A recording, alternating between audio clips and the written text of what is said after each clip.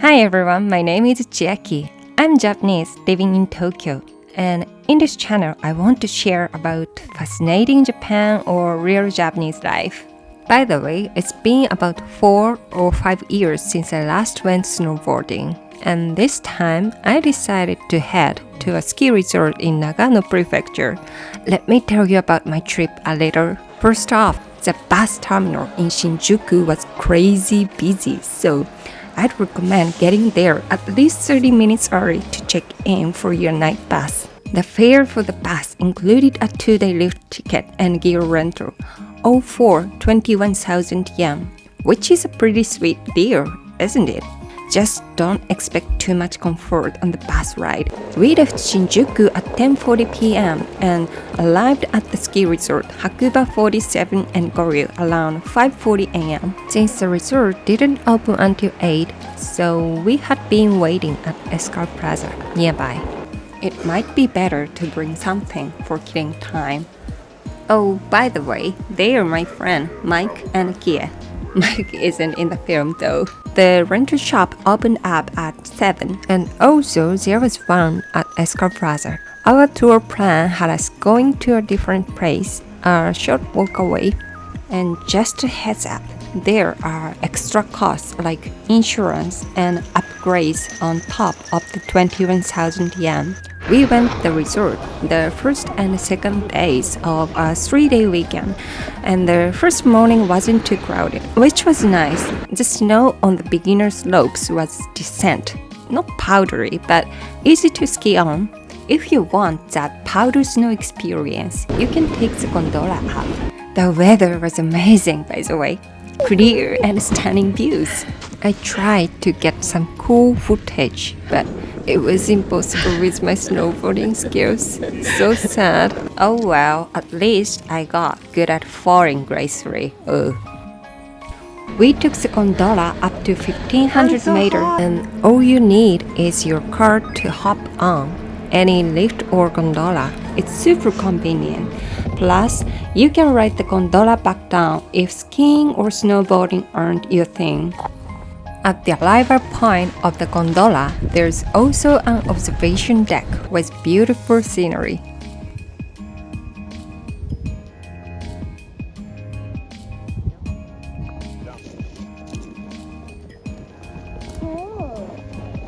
There are a few spots to grab lunch, but the main one is Escal Plaza.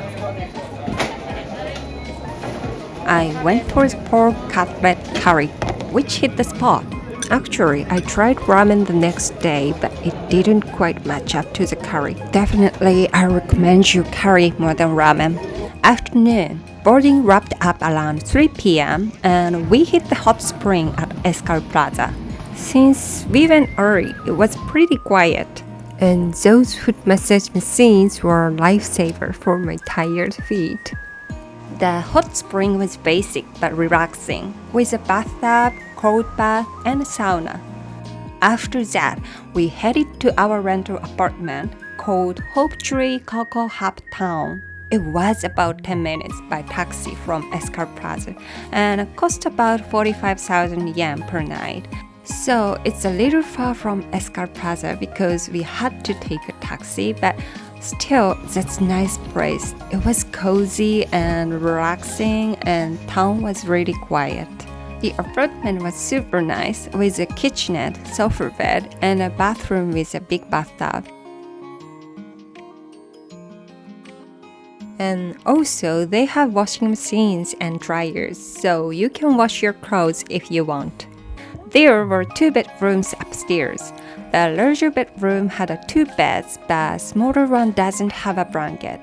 But it's okay, because the main bed was large enough, so it was fine for 2 women to sleep in. Snow started falling in the evening. The quiet town lit up, and the view from the window was so beautiful.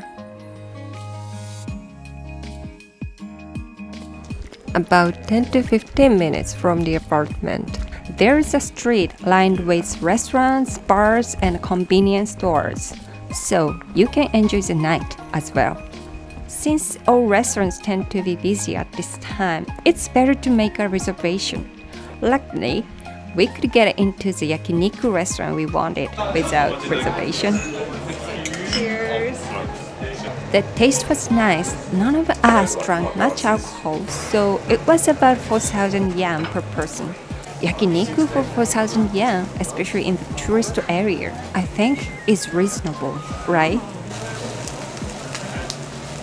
Snow continued to fall overnight, and the next morning, everything was covered in white. We also found some cute visitors.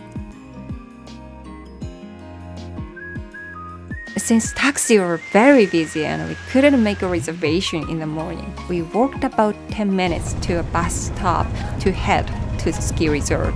So, I recommend you to book a taxi as early as you can if you want to take it. We arrived at the ski resort around 11. The ski resort was extremely crowded, especially the lift for beginners courses. Day 2. Day 2. I think it gets better, but I don't know. Yeah, sometimes when you're on your toes, it's a little bit scary to watch you. Because so I think you don't put enough weight on your toes. Oh. Because I see the back of your leg is like, Yeah. I can see the snow in the back. I'm like, oh boy. Really? Yeah. So I know sometimes when you're on your toes, you feel like you almost fall on your back, right? Oh. Yeah. So put a little bit more weight on your toes. Okay. So that the back of the board is a little bit more lifted. Okay. Yeah, because in the flat areas, it's very easy to catch the edge, and then you just go. Okay. Your board goes up and your head hits the floor. Okay, I will try next. We had a good teacher, Mike, so our snowboarding skills are getting much better than the day before. After we enjoyed some more boardings, we grabbed some tacos from a food stand outside of Escal Plaza, which tasted authentic and delicious. Oh, okay. And after that, we relaxed at the cafe until the bus departure at 4:20 p.m. The free area was very crowded, but the cafe on the first floor of Escal Plaza was a relaxing place. I ordered cafe latte as usual, but I should have ordered hot chocolate. It looked really nice. And finally, we arrived in Shinjuku at 9:30 p.m. The ski resort Hakuba 47 and Goryu is closing in May 2024. So if you are thinking of going, you still have time. Hope this video gives you some ideas. Thanks for watching and don't forget to like and subscribe. Bye!